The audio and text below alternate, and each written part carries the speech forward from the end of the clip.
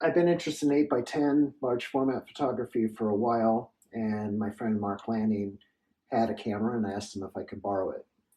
And I set up in my studio and started doing still lifes. I started by photographing eggs, which I photographed because they photograph really well. I've always been interested in them. And it kind of evolved into photographing other things. And I intended to just do still lifes in my studio to learn how to use this new camera, which is big and clunky. And you put a cloth over your head and it's got the bellows and the whole thing. Uh, but I ended up not leaving the studio and spent the last month photographing a bunch of things in a little corner of my studio with a studio light. My other work was concerned a lot with color. In fact, color was the subject matter in most of the photos. And really, the reason for me switching to black and white is just also I wanted to revisit black and white. I haven't done it in a long time. But also, color photography in the 8 by 10 format is ridiculously expensive to shoot, scan, and develop. And with black and white, I could do it cheaper while I learned how to do it, and also develop the negatives myself, and so forth. So that's how it started out, but I'm really enjoying moving away from color. It's making photography for me kind of fresh and new again, especially working with a new format.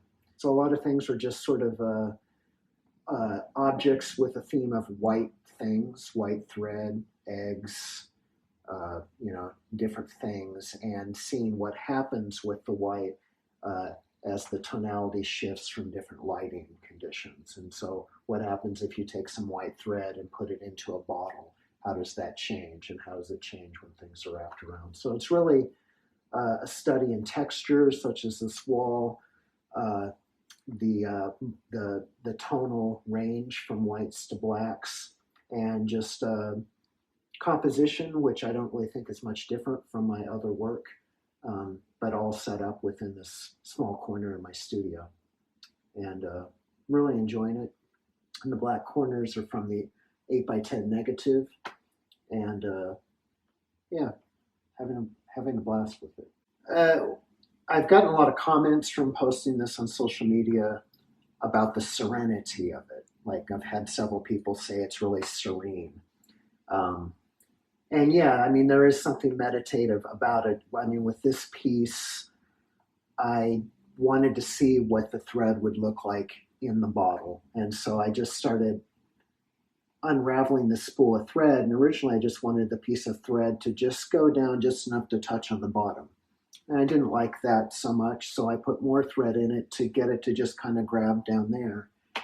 And then just kept building up until I was satisfied. And then at a certain point, realized I just needed to unravel as much thread into the bottle as I could to see what that would look like and have it be filled with thread. And so I just kind of unraveled it and did it to the point where no more thread could go in without it starting to kind of bubble out of the top. And yeah, it was meditative, of course, to do it. It was a lot like constructing my White Album pieces, where it's a piece about the process itself.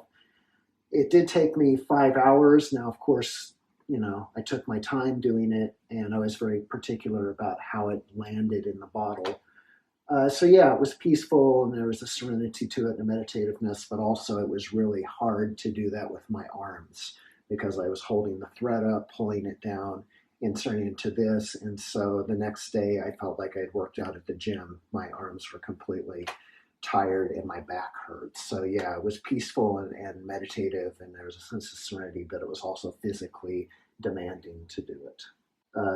On simplicity, I think of Johnny Cash, who said, uh, a lot of people think my songs are really simple, and there's nothing harder than to write a song that is simple, because uh, there's nothing more complex than simplicity.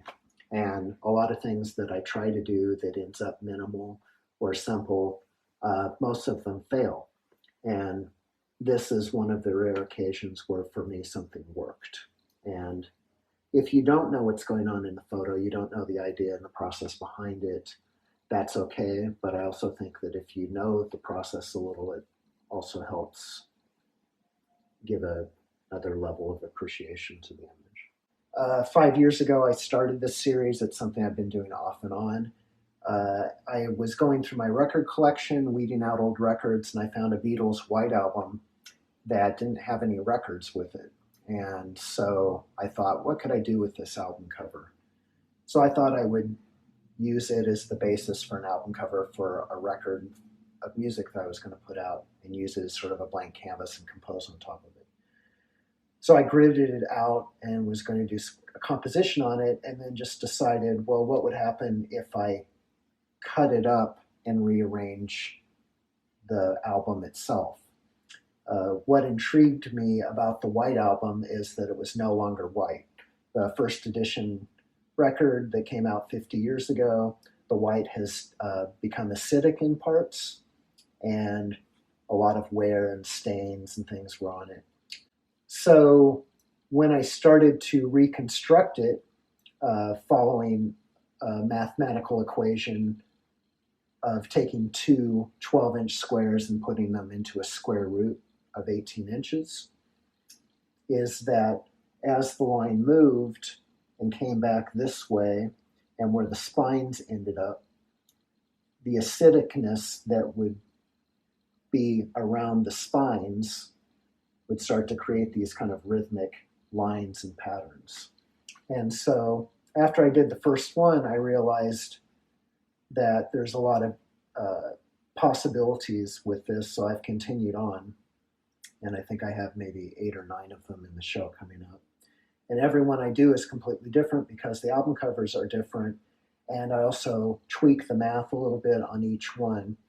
And so, for instance, if this is 18 inches across, these patterns will disperse in one way. And if it's even off by 1/8 of an inch, completely different things emerge from it. But yeah, I'm trying to create something here that is minimal, and maybe it just kind of looks like a mosaic, or a lot of people say they look like New York City subway tile. But something you just look at, you not necessarily know what it is, but when it becomes obvious what it is, you can kind of go in and find details of the very sparse things on the Beatles White Album that do exist other than white, such as the embossed Beatles. Each one has a unique serial number stamped on it, and the spine has writing and stereo and all these different things. And also, on most of these old editions, people wrote their names on it, so they wouldn't lose it or whatever. Or if they took it to a party, they would know whose records were whose. And so a lot of these have these kind of reconstructed names of the people that used to own the records on them as well. But as I've done them, I've kind of created this weird skill set that only I have, which is a skill of doing this reconstruction. And just like learning a skill or a trade or anything else, it's just something that I've improved the system that I used to make it. So the first ones that I did in 2015 took like a week, and now I'm down to 5 or 6 hours. And they're much more of a joy to make now because I've streamlined the process so much that I figured out all these little things along the way within the system. So in a way, it's almost like weaving or something. I have this very precise system of how I organize and cut and put everything together. Yeah, the last one I did, I think took 6 hours, and I did it almost completely straight. And so there's a sense of satisfaction, and they're much more refined. So a lot of this about continuing to do them is how can I refine something and still find things to do with each individual one that are interesting to see what happens by just tweaking the math a little bit on the reconstruction.